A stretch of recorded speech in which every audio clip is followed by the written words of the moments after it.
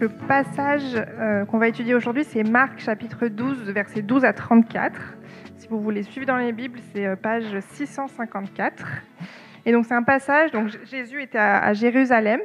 Il a exposé toute la corruption qui était dans le temple à cet endroit-là, et il a raconté une parabole, donc une version imagée, dans laquelle il a encore exposé toute la corruption des leaders religieux de l'époque. Et là, en fait, dans ce passage, on va voir leur réaction. Donc 12, versets 12 à 34. Ils cherchaient à l'arrêter, mais ils redoutaient les réactions de la foule. Ils avaient compris que c'était pour eux que Jésus avait dit cette parabole. Ils le laissèrent alors et s'en allèrent. Ils envoyèrent auprès de Jésus quelques pharisiens et des hérodiens, afin de le prendre au piège de ses propres paroles.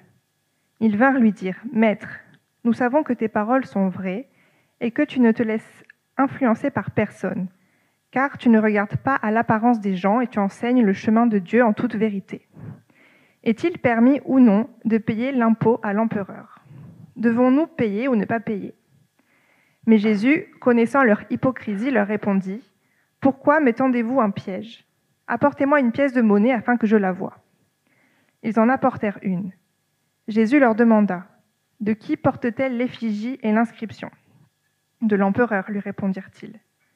Alors il leur dit : « Rendez à l'empereur ce qui est à l'empereur, et à Dieu ce qui est à Dieu. » Et ils furent dans l'étonnement à son sujet. Les Sadducéens, qui disent qu'il n'y a pas de résurrection, vinrent auprès de Jésus et lui posèrent cette question. « Maître, voici ce que Moïse nous a prescrit. Si un homme meurt et laisse une femme sans avoir d'enfant, son frère épousera la veuve et donnera une descendance à son frère. Or, il y avait 7 frères. Le premier s'est marié et est mort sans laisser de descendance. Le deuxième a pris la veuve pour femme et est mort sans laisser de descendance. Il en est allé de même pour le troisième, et aucun des 7 n'a laissé de descendance. Après eux tous, la femme est morte aussi. À la résurrection, duquel d'entre eux sera-t-elle la femme ? En effet, les 7 l'ont eue pour épouse. » Jésus leur répondit : « N'êtes-vous pas dans l'erreur parce que vous ne connaissez ni les Écritures, ni la puissance de Dieu ? En effet, à la résurrection, les hommes et les femmes ne se marieront pas, mais ils seront comme les anges dans le ciel. En ce qui concerne la résurrection des morts, n'avez-vous pas lu dans le livre de Moïse ce que Dieu lui a dit dans l'épisode du buisson ? Je suis le Dieu d'Abraham, le Dieu d'Isaac et le Dieu de Jacob. Dieu n'est pas le Dieu des morts, mais des vivants. Vous êtes complètement dans l'erreur. » Un des spécialistes de la loi qui les avait entendus discuter vit que Jésus avait bien répondu aux Sadducéens. Il s'approcha et lui demanda : « Quel est le premier de tous les commandements ? » Jésus répondit : « Voici le premier. Écoute Israël, le Seigneur notre Dieu est l'unique Seigneur. Et tu aimeras le Seigneur ton Dieu de tout ton cœur, de toute ton âme, de toute ta pensée et de toute ta force. Voici le deuxième. Tu aimeras ton prochain comme toi-même. Il n'y a pas d'autre commandement plus grand que cela. » Le spécialiste de la loi lui dit : « Bien, maître, tu as dit avec vérité que Dieu est unique, qu'il n'y en a pas d'autre que lui, et que l'aimer de tout son cœur, de toute son intelligence et de toute son âme, et de toute sa force, et aimer son prochain comme soi-même, c'est plus que tous les holocaustes et tous les sacrifices. » Voyant qu'il avait répondu avec intelligence, Jésus lui dit : « Tu n'es pas loin du royaume de Dieu. » Personne n'osa plus lui poser de questions.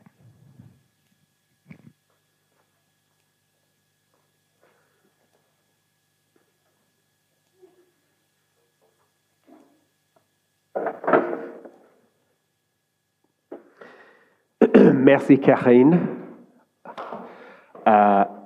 C'est un plaisir de vous voir ce soir. Vous m'entendez ? J'ai l'impression que je suis quelque part dans une ravine. Non, mais ça va. C'est cool, ok. Et on continue notre série sur... je m'appelle Josh. Et on continue notre série sur l'évangile de Marc. Et ça va être cool ce soir. Êtes-vous prête pour un combat de lutte ce soir ? Pas exactement, ok. Êtes-vous prête pour un combat de lutte ce soir ? Ah oui, ok, cool. Bah, on verra. Je suis pas confiant. Ok, je suis pas confiant. Mais ok, c'est un texte incroyable aujourd'hui, n'est-ce pas ? il y a la politique, il y a le conflit entre les chefs religieux, il y a les gens qui remettent Jésus en question, n'est-ce pas? Et en fait, c'est juste après les Jeux Olympiques, et donc, ce qui est arrivé dans mon esprit, c'est un texte sportif, n'est-ce pas? Et donc, c'est un combat de lutte. Il y a 3 combats de lutte, et avec Jésus et les chefs religieux chaque fois. Mais en examinant ces conflits, nous allons voir ce qui est au centre de Jésus, ce qui est au centre de sa vision du monde, ce qui est au centre de son cœur. Et il n'y a pas de surprise, c'est Dieu, ok? Mais c'est une vraie question pour nous, et on va creuser cette question un peu tout au long de notre parcours ce soir. Nous avons tous des choses très importantes pour nous, centrales, qui sont au centre de nos vies, de nos pensées, de nos désirs, de nos plans pour nos vies. Un peu comme le soleil au centre de l'univers. Ce n'est pas l'univers, ce n'est pas la galaxie, c'est le système solaire. Logique, solaire, OK? Mais c'est au centre, n'est-ce pas? Et nous avons tous des choses au centre de nos vies. Qu'est-ce que cela signifie d'avoir Dieu au centre de nos vies? C'est une bonne phrase, mais qu'est-ce que cela signifie? Jésus est notre exemple, Dieu au centre de sa vie. Et comme je l'ai dit, on va creuser 3 combats de lutte ce soir, et chacun implique un groupe politique un peu différent. Mais c'est vrai, ces dernières semaines, je vais juste marcher avec ça vous va? Ces dernières semaines, nous avons assisté à un drame politique en France, n'est-ce pas? De choisir un Premier ministre. Et en fait, c'était intéressant. Nous avons de nombreux groupes politiques en France, n'est-ce pas? C'est assez compliqué. Honnêtement, moi, je suis australien. J'étais en Australie en juillet et en août. Et c'est compliqué d'expliquer tous les groupes, n'est-ce pas? On a le NFP, le Nouveau Front Populaire, y compris la France Insoumise. On a le EPR, l'Ensemble pour la République. On a le RN, Rassemblement National. On a des socialistes, on a le droit républicain, on a des écologistes, on a des communistes. On a tellement de groupes, n'est-ce pas? Et en fait, ça, c'est le 21e siècle en France. Mais c'était la même chose au 1er siècle. Et donc, il faut comprendre, on va faire juste une petite leçon rapide pour comprendre la situation politique au 1er siècle. Vous êtes avec moi? Ça vous fait envie? OK, c'est ça. OK, tout d'abord, à l'époque, on avait l'Empire romain. Ah, ça, c'est une très bonne carte. OK, ça va, c'est pas grave, mais c'est un peu tout ça, OK? Et ça, c'était la capitale, Rome. Et au loin, un coin lointain dans l'Empire, c'était Palestine, c'était Jérusalem et tout ça. Et à l'époque, qui était top, en fait, c'était l'empereur. Merci. Prochaine, on voit, et j'ai fait ce petit chemin, et je sais que c'est moche, mais je ne m'excuse pas, OK? Ça explique très bien ce qu'on a besoin de comprendre. OK. Donc, première, l'empereur, c'était Tibère à l'époque de Jésus, mais sous son autorité, il y avait le peuple parmi tout autour de l'Empire romain. Et ils avaient des préfets, et au Judée, c'était le prophète de Judée, c'était Ponce Pilate à l'époque de Jésus. Mais sous le préfet, ils avaient un groupe... ils étaient un corps dirigeant des officiels juifs, on dirait. Ils s'appelaient le Sanhédrin, avec 71 membres qui dirigeaient parmi le peuple. Mais il y avait pas mal de groupes au Judée qui avaient des perspectives différentes sur l'Empire romain, en fait. On avait des Sadducéens, ils étaient les aristocrates, les gens, les nobles, en fait, parmi les Juifs. Ils étaient très proches aux Romains. Ils avaient des bonnes relations avec les Romains, avec le pouvoir. Et en fait, ils étaient des prêtres dans le temple. Et ils croyaient qu'aux premiers 5 livres de la Bible, ils ne croyaient ni en la résurrection, ni aux anges, plusieurs choses comme ça. Ils étaient là. Un autre groupe, on avait des pharisiens qui n'étaient pas nobles. Donc, ils étaient plus populaires. Ils n'étaient pas proches aux Romains comme les Sadducéens. Donc, ils étaient plus proches au peuple. Ils étaient un peu obsédés par la pureté, par l'observance des rituels, des règles. Ils jeûnaient, ils priaient, ils lisaient la loi de Moïse. Et ils lisaient les Écritures et ils lisaient aussi des autres autorités, des traditions orales qui étaient très importantes pour eux. Et puis, on avait des scribes qui copiaient les Écritures et tout ça. Il existait d'autres groupes aussi. On avait des Esséniennes qui étaient une communauté à part. Et on avait des Zélotes qui étaient un peu des terroristes. Ils voulaient accueillir les Romains avec un petit couteau. Mais ça, c'était l'époque. Ça, c'était les groupes politiques. Vous êtes avec moi? Ça va? OK. Bien. OK, cool. On est là. Et ce que Jésus fait, il arrive à Jérusalem. Il va dans le temple. Et là, il dit que le temple est un peu corrompu. En fait, il a appelé le temple et tous les autres une caverne de voleurs. Ça, c'est pas positif, ok? Et leur réaction, on voit leur réaction. Les chefs des prêtres, les spécialistes de la loi l'entendent dire. Et ils cherchaient les moyens de le faire mourir. Donc, leur réaction, c'est pas positif aussi, ok? Donc, Jésus raconte ensuite une parabole sur la corruption des chefs religieux et leur réaction, ils cherchaient à l'arrêter parce qu'ils redoutaient les réactions de la foule. Mais ils redoutaient. Donc, ils n'aimaient pas Jésus parce qu'il exposait leur corruption, mais la foule aimait Jésus et donc ils ont peur de faire quelque chose avec Jésus. Mais juste une petite parenthèse même tout au début, ok? De nombreuses personnes ont critiqué la religion ou la foi chrétienne. Et ce qu'elles critiquent souvent, ce sont les chefs religieux, les leaders, les institutions corrompues. Et ça s'est passé en France beaucoup de fois. Ça s'est passé récemment, dans les semaines, récemment avec le Pierre Abbé et tout ça. Et c'est une bonne chose d'exposer les corruptions et tout ça, n'est-ce pas? Mais cela n'a pas commencé avec les athées ou les critiques, n'est-ce pas? Cela a commencé avec Jésus. Et même plus, désolé, on reste là. Ça a commencé, non, juste revenez. Merci. Ça a commencé dans la Bible. En fait, c'est la Bible qui expose la différence entre la vraie foi en Jésus, qui se traduit par l'amour et le service, et la religion corrompue qui se fait passer pour une vraie fille, une vraie foi.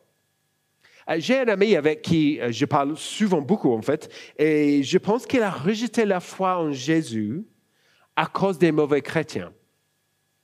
Et j'essaie de lui dire souvent, tu sais que tu ne rejettes pas Jésus? En fait, tu sais que tu es très proche de Jésus. En fait, parce que c'est exactement la même chose qu'il a dit sur les gens religieux qui étaient corrompus. Et donc, je ferme la parenthèse ici et on va plonger dans le texte, ok? Mais notre texte aujourd'hui, il y a 3 combats de lutte. Le premier combat de lutte, c'est Jésus remet la politique à la bonne place, sous l'autorité de Dieu. Et donc, on a vu déjà qu'ils envoyèrent auprès de Jésus quelques pharisiens et des hérodiens. J'ai oublié des hérodiens. C'est un autre groupe politique, ok? Hérode était un petit roi que les Romains ont dit, ok, tu peux être roi, Galilée, quelque part, comme ça. C'était l'endroit de Jésus où il a grandi, n'est-ce pas? Et donc, c'est un autre groupe, mais ils ne sont pas très importants, ok? Donc, ils envoient afin de leur prendre au piège de ses propres paroles. Et ils vinrent lui dire, « Maître, nous savons que tes paroles sont vraies et que tu ne te laisses influencer par personne, car tu ne regardes pas l'apparence des gens et tu enseignes le chemin de Dieu en toute vérité. Pas à l'apparence des gens, tu enseignes le chemin de Dieu en toute vérité. » Tu vois? Il le flatte, n'est-ce pas? Il dit, « Ah oui, tu es incroyable. » Et puis il pose la question, « Est-il permis ou non de payer l'impôt à l'empereur? Devons-nous payer ou ne pas payer? » C'est intéressant, n'est-ce pas? Parce que ce qu'ils disent est vrai, en fait. Jésus a toujours prêché, parfois contre les chefs religieux, parfois contre la foule. En fait, Jésus n'avait pas peur de dire des choses dures parfois. Et donc, ils ne cherchaient pas l'approbation de tout le monde, ils cherchaient l'approbation de Dieu. Mais leur question est une question politique. Elle fait référence au fait que l'Empire romain était là et les Juifs n'aimaient pas était sous l'autorité de l'Empire romain. Mais c'est un piège, mais comment? S'il dit oui, nous devons payer des impôts, il est d'accord avec les Romains, vous voyez? Il s'aligne avec l'Empire romain. Il est un peu contre les Juifs, contre Dieu même. Et donc, il ne veut pas être contre Dieu, il ne veut pas être aligné avec les Romains comme ça. Mais s'il dit non, nous ne devrions pas, ils peuvent l'arrêter pour trahison. Il peut dire aux Romains, en fait, Jésus nous dit de ne pas payer des impôts, et il va être... Et c'est fini. Donc, ils l'ont coincé, et c'est très rusé, cette question. C'est pas mal, mais ce n'est pas la recherche de la vérité, n'est-ce pas? C'est un piège. Et juste une autre petite parenthèse, si vous me permettez. Ça va, vous me permettez? Oui, mais c'est ça. Oui, vous n'avez pas le choix, en fait. Désolé. Les questions sont importantes, n'est-ce pas? Les questions sont importantes. Et peut-être vous êtes ici et vous n'êtes pas croyant. Ça, c'est très bien. Bon, c'est pas très bien pour moi que vous n'êtes pas croyant, mais c'est très bien que vous soyez ici. C'est vraiment excellent qu'on est à l'aise ensemble.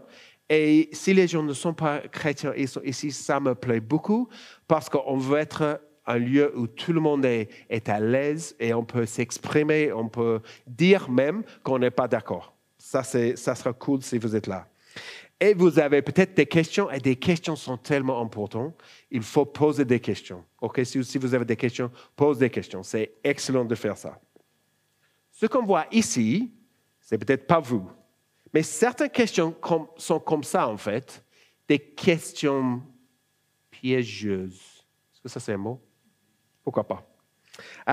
Elles ne sont pas neutres ou honnêtes. Et parfois, c'est difficile de répondre à cette question. Et on doit faire attention que nos questions soient justes. Et on doit réfléchir à comment répondre aux questions piégeuses comme ça. Que fait Jésus? Jésus, connaissant leur hypocrisie, leur répondit. Pourquoi m'attendez-vous un piège? Apportez-moi une pièce de monnaie afin que je la voie. J'aime bien le fait que Jésus expose le piège. Et c'est comme ils sont vraiment dans un combat de lutte. Et c'est comme il fait un mouvement qui leur font perdre l'équilibre, n'est-ce pas? Il dit, apportez-moi une pièce de monnaie. Donc, c'est lui qui dirige la conversation maintenant. Ils sont un peu comme ça. Donc, il va, puis il leur pose une question.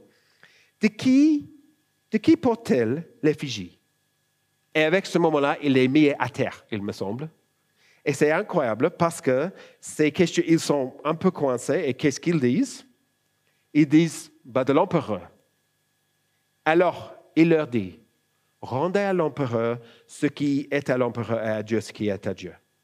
Et ils furent dans l'étonnement à son sujet.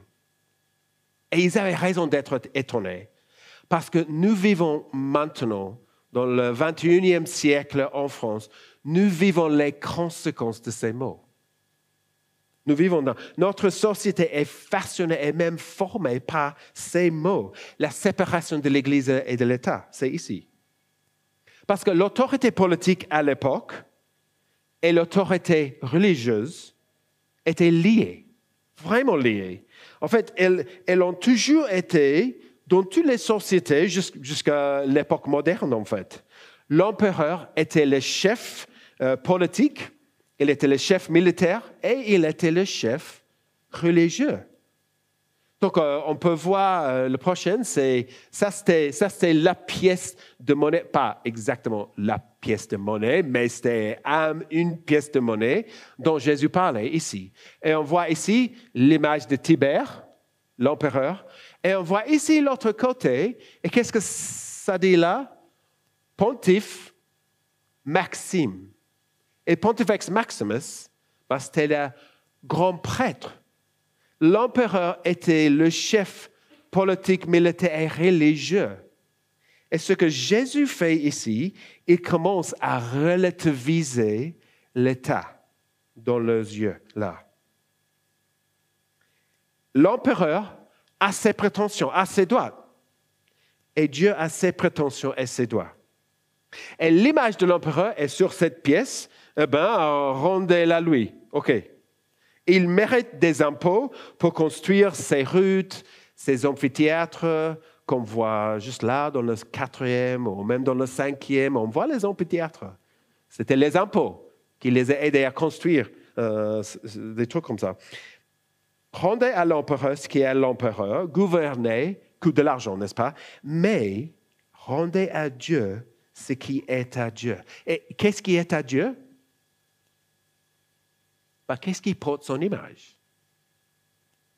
Jésus se réfère à Genèse 1, verset 27 ici, n'est-ce pas? C'est le verset là. Dieu créa l'homme à son image. Il le créa à l'image de Dieu. Il créa l'homme et la femme. Ça, c'est aussi un texte qui a eu un impact énorme sur la société occidentale. Où c'est pas que l'empereur qui a été créé à l'image de Dieu, et c'est pas tout, en fait, c'est tous les êtres humains. Tous les êtres humains, tous les hommes, toutes les femmes. Incroyable. L'empereur a un droit sur les impôts, mais Dieu a un droit sur toute notre vie. Et si Dieu est au centre de nos vies, vous le savez. La politique et les dirigeants sont à leur place, relativisés sur l'autorité de Dieu. Je vais faire une autre parenthèse. Il y a beaucoup de parenthèses ce soir. Mais ça, c'est une parenthèse grande, OK? Parce que c'est assez important pour nous de réfléchir à la relation entre l'Église et l'État dans notre société. Jésus fait la distinction et il dit que l'État n'est pas absolu, mais ce n'est pas illégitime aussi. Il relativise, il a sa place, il mérite les impôts. Et dans la Bible, on peut voir ça, 1 Pierre 2, on peut voir ça à Romains 13, que les chrétiens doivent obéir à l'État dans la mesure où ils se conforment à l'ordre moral que Dieu a mis en place dans le monde. Mais il ne peut pas s'approprier nos cœurs, notre morale ou notre allégeance absolue. Ça, c'est au-delà de leurs compétences, en fait. Lorsque les gens prétendent que les revendications du gouvernement sont universelles, les chrétiens savent très bien qu'en fait, ce n'est pas vrai.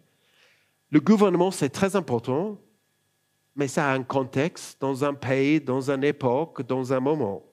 Et c'est important de suivre et obéir, mais ce n'était pas une question de nos cœurs ou de diriger nos morales et tout ça.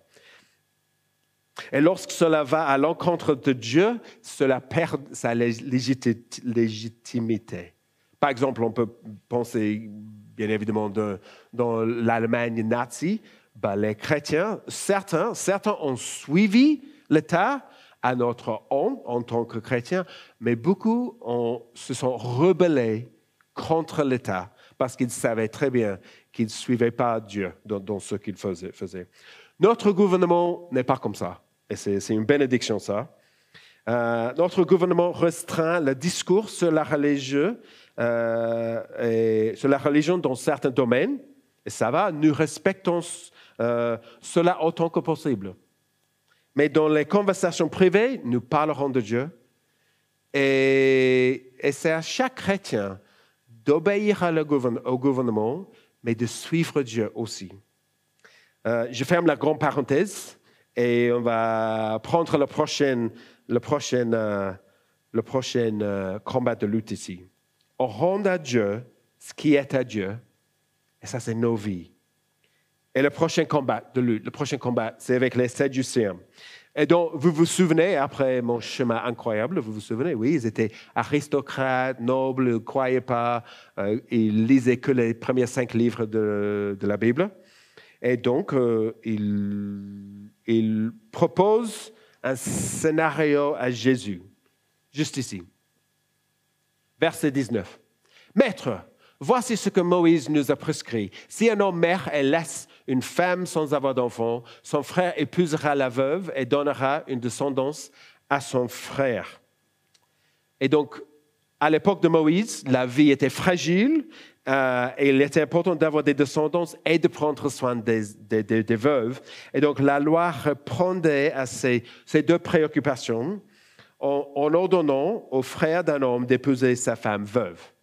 Vous voyez, ça c'est l'arrière-plan de ce commandement.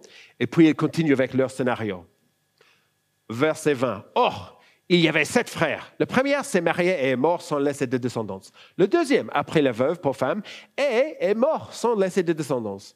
Il en est allé de même pour le troisième, et le quatrième, le cinquième, le sixième et le septième. Aucun des 7 n'a laissé de descendance. Après eux, tous, la femme est morte aussi. À la résurrection, duquel d'entre eux serait-elle la femme? En effet, les 7 l'ont eue pour épouse. Donc, il présente cette histoire inventée à Jésus pour montrer à quel point l'idée de la résurrection est bizarre et un peu stupide, à laquelle il ne croyait pas. Il pensait la résurrection, c'est ridicule. Même juste avec une histoire comme ça, on peut montrer que la résurrection est un peu stupide, n'est-ce pas? La vie après la mort, c'est ridicule. Et peut-être vous étiez dans une situation comme ça, où quelqu'un vous a posé une question comme ça. Et ils ont dit que la vie après la mort, c'est qu'un conte de fées. En fait, c'est juste une illusion. Et on peut se sentir un peu stupide face aux questions comme ça. N'est-ce pas? Est-ce que vous étiez dans une situation comme ça, où quelqu'un vous a posé une question, vous étiez un peu comme ça, ou c'est que moi? Non, c'est vous aussi, n'est-ce pas?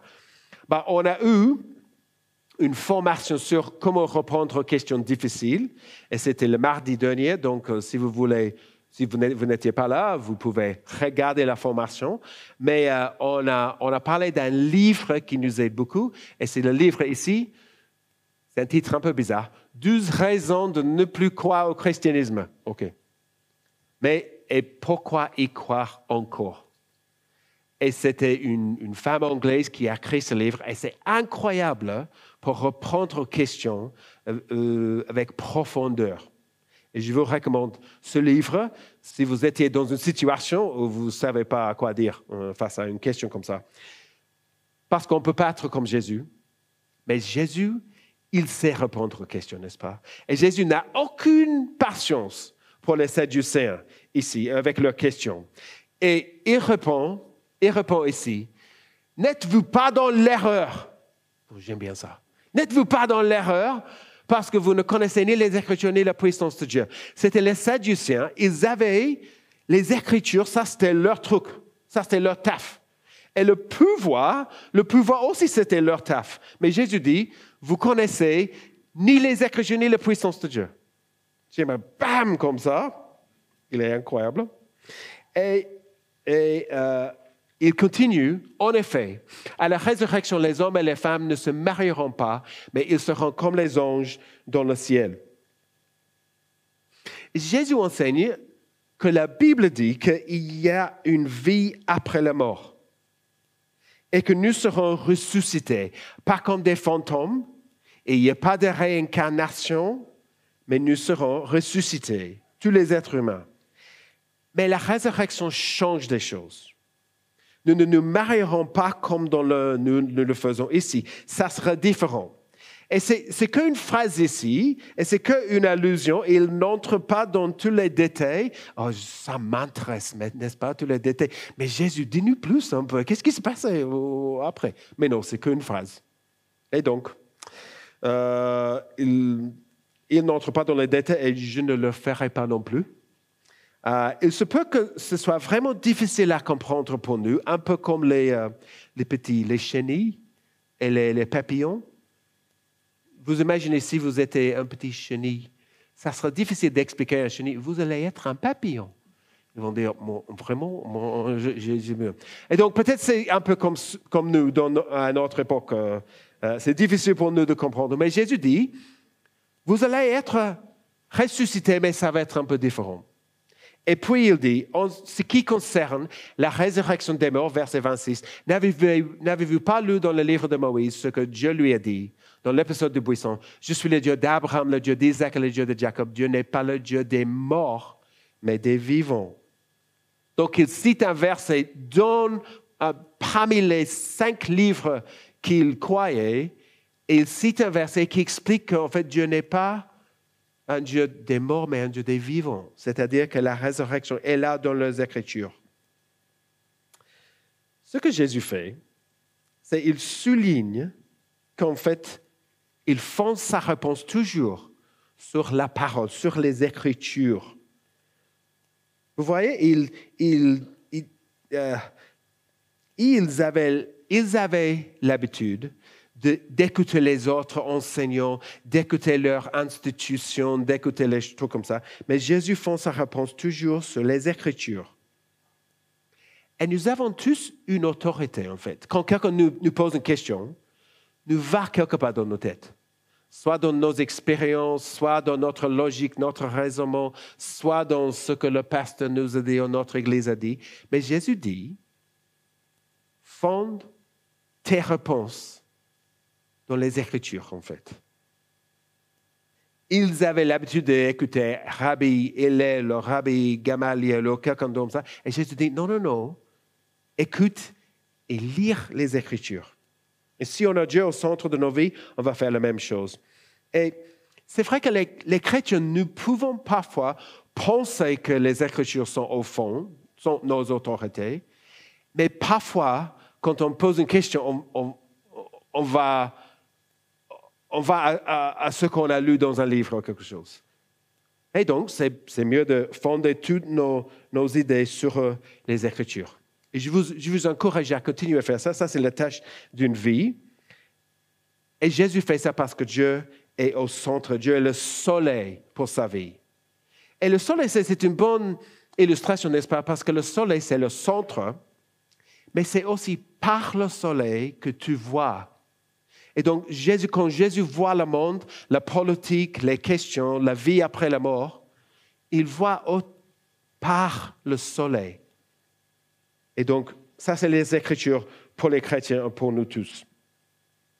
Et on peut continuer à faire ça, en fait, en tant que chrétien, parce que les chrétiens ont toujours lutté contre les idées de leur époque, les philosophies de leur époque. Ils ont lutté contre les idées et ils ont suivi ce que la parole a dit. Regarde ce que Paul a dit. Nous renversons les raisonnements et tout obstacle qui s'élève avec orgueil contre la connaissance de Dieu. Et nous faisons toute pensée prisonnière pour qu'elle obéisse à Christ. Jésus a fait ça avec Ponce Pilate. Ses disciples ont fait ça avec lui, Jean 1, avec le Logos. Logos, c'était un concept, un principe très important pour la philosophie grecque. Et les chrétiens, ils ont pris ce concept, ils ont validé un côté, ils ont critiqué un autre côté. Et c'est ce que les chrétiens ont fait tout au long des siècles, en fait. Ils ont toujours écouté ce que les philosophies grecques et ils ont lu là, au travers de la parole de Dieu, ils ont validé et critiqué certaines choses. Et donc, la foi chrétienne, parfois les gens pensent que la foi chrétienne, c'est qu'une chose pour le cœur, mais en fait, c'est vraiment pour la tête aussi. Il faut vraiment réfléchir. Et les chrétiens, les chrétiens étaient toujours, la foi était la fondation pour beaucoup de choses, beaucoup de nos valeurs chères dans notre société, même maintenant. La révolution scientifique, les droits de l'homme, la séparation de l'Église et de l'État, comme je vous ai dit, des soins pour des pauvres, l'éducation pour tous, les universités. C'était la foi chrétienne qui était la fondation pour des choses comme ça. Donc, si vous êtes chrétien, n'ayez pas peur d'autres philosophies, d'autres idées, parce que la foi chrétienne valide ce qui est bon et critique ce qui est mauvais dans toutes les autres visions du monde. Et si vous n'êtes pas chrétien, savez-vous combien de nos valeurs les plus chères dans notre société viennent de la foi chrétienne, en fait? Ça, c'est le deuxième combat de lutte. Et le troisième combat de lutte, c'est Jésus qui place l'amour de Dieu au premier rang.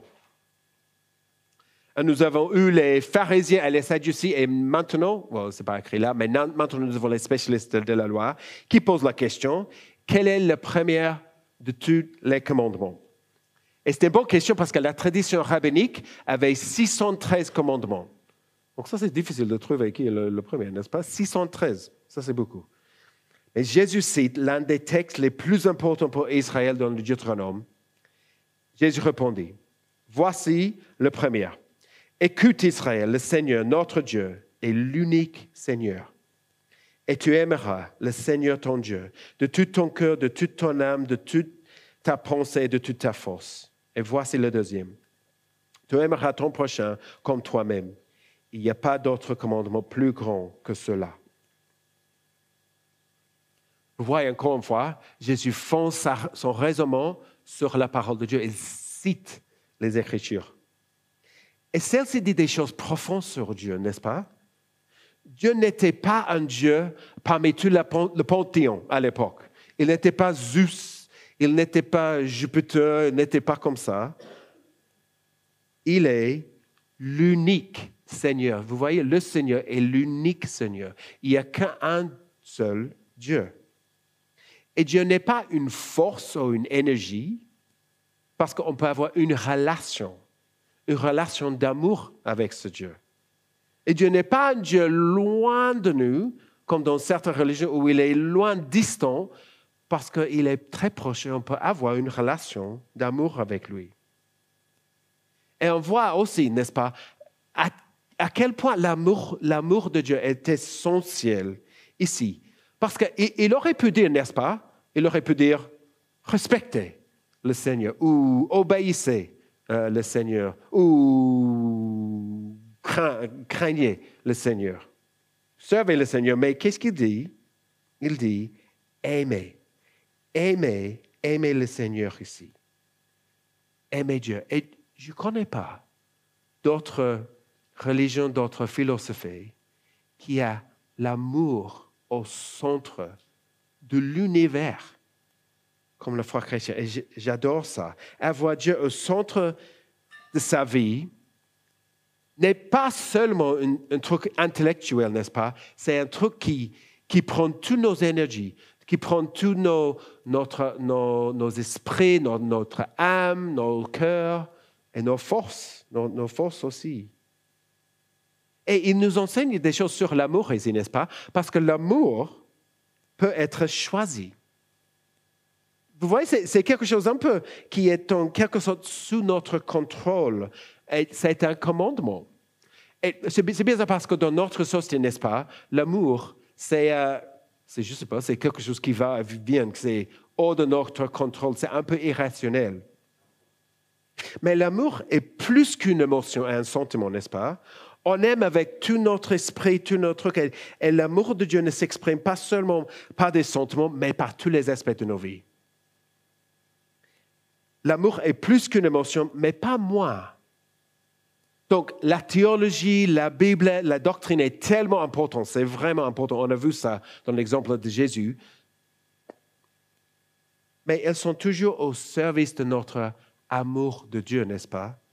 Et si on lit et si on progresse dans notre intellect devant Dieu, mais on n'a pas d'amour de Dieu. En fait, c'est pour rien, n'est-ce pas? L'amour est central, il est relationnel. Et Jésus ne nous laisse pas avec ce commandement sur l'amour de Dieu, il l'associe à un autre. Et c'est quoi l'autre? On a vu l'autre. Non, pardon, juste revenir en avant. Oui, l'autre est tu aimeras ton prochain comme toi-même.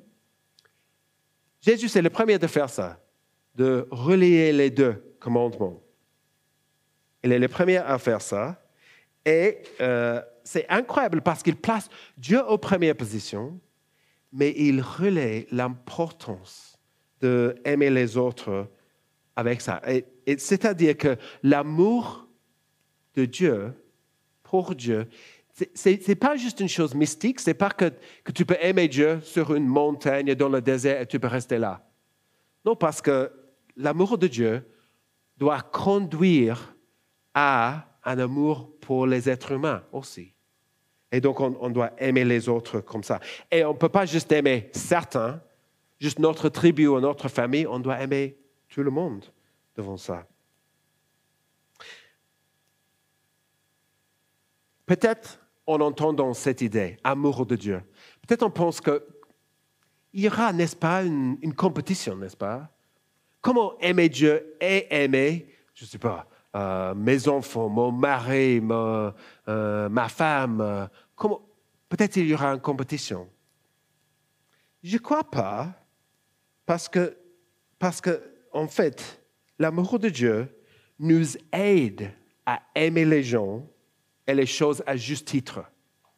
C'est-à-dire que Saint Augustin, il disait que notre grand problème, c'est que nous avons des amours désordonnés. Nous aimons les choses de manière disproportionnée. C'est comme moi, j'aime bien une équipe de foot qui s'appelle Liverpool. Et souvent, je les ai regardés hier. Ils ont perdu, ils étaient nuls, j'étais énervé un peu. Mais si ça change toute ma vie après ça, si après je tape mes enfants, je fais comme ça, juste parce que Liverpool a perdu. Ça, c'est un amour désordonné, n'est-ce pas? Et je ne peux pas faire ça parce qu'en fait, Dieu est au premier rang. Et donc, l'amour de Dieu m'aide à aimer les autres choses avec un juste titre, en fait. Et en fait, si je commence à chercher l'épanouissement, ou je place tous mes espoirs sur quelqu'un ou ma carrière ou quelque chose comme ça, en fait, ils nous décevront et nous les décevrons aussi. Et tout le monde sera déçu, en fait. C'est que Dieu qui nous connaît mieux que nous nous connaissons. C'est que Dieu qui est digne et capable de mériter tout notre amour. Il est bon pour nous et il nous aide à aimer les autres aussi. À la spécialiste de la loi répondre avec intelligence, mais Jésus dit qu'il n'est pas loin du royaume de Dieu. Et je crois que c'est juste, le spécialiste de la loi a compris que ce n'est pas une religion, mais c'est une relation avec Dieu qui compte. Et surtout une relation avec Jésus. Parce que c'est par Jésus que nous pouvons accéder à l'amour de Dieu. Parce que nous ne pouvons pas aimer Dieu comme Dieu nous aime. Nous sommes fragiles, nous sommes faibles, nous abandonnons Dieu, nous abandonnons les autres, nous sommes juste pas fidèles. Mais on voit le vrai amour de Dieu pour nous en Jésus, en ce qu'il a fait pour nous. Et on va juste passer maintenant dans un temps de la Sainte Seine. Parce qu'à la fin, j'espère que vous allez continuer à réfléchir à comment Jésus change notre vision du monde, comment les Écritures nous aident à comprendre le monde. Mais comment avoir Dieu au centre de nos vies? Comment aimer Dieu? Bon, Jésus ne nous dit pas grand-chose ici. Mais il montre dans sa vie, dans toute sa vie. En fait, ça, c'est la tâche de nos vies en tant que chrétiens, n'est-ce pas? De vivre avec Dieu au centre, d'aimer Dieu. Et c'est une partie de ce qu'on fait quand on vient ici. On chante, on prie, on encourage les autres chrétiens. Et une piste pour nous, c'est l'Église et tout ça, mais une piste, et c'est important tout au début de l'année, c'est de participer à un groupe de croissance. Nous avons des groupes de croissance où il y a 2 ou 3 chrétiens qui se retrouvent quelque part autour d'un café ou d'une bière ou quoi que ce soit, et nous parlons de nos vies, nous parlons de nos défis, de nos joies, et le défi d'aimer Dieu et aimer notre prochain. Et donc, si vous ne faites pas partie d'un groupe de croissance, ça sera le moment de commencer, moment de cette année. Donc, parle avec moi après si vous voulez trouver quelqu'un avec qui tu peux faire ça. Mais ça, c'est important parce que Jésus nous aide à le suivre. Dans la Sainte Seine que nous célébrons chaque semaine, on voit ce que Jésus a dit. Jésus, quand il était avec ses disciples, et juste avant de prier Dieu et de dire, non pas ce que je veux, mais ce que tu veux, parce que Dieu est au centre de sa vie, n'est-ce pas? Il disait, il a pris le pain, et après avoir remercié Dieu, il a rompu et a dit, prenez, mangez, ceci est mon corps qui est rompu pour vous. Faites ceci en souvenir de moi. Et on va faire ça ensemble ici, avec le pain juste là. On va se souvenir du sacrifice de Jésus pour nous. Et de même, après le repas, il a pris la coupe et il a dit, cette coupe est la nouvelle alliance en mon sang. Faites ceci en souvenir de moi toutes les fois que vous en boirez. Et le Saint-Seine, c'est un repas symbolique pour nous, mais c'est un repas où on se souvient de ce que Jésus a fait, on se souvient de l'amour de Jésus pour nous. Et donc, c'est une façon de dire merci. Et donc, celui qui est invité à ce repas, c'est celui qui se reconnaît pécheur, qui a cherché le pardon et le salut en Jésus-Christ. Et c'est celui qui sait que Jésus est la résurrection et qu'il a trouvé sa vie en lui.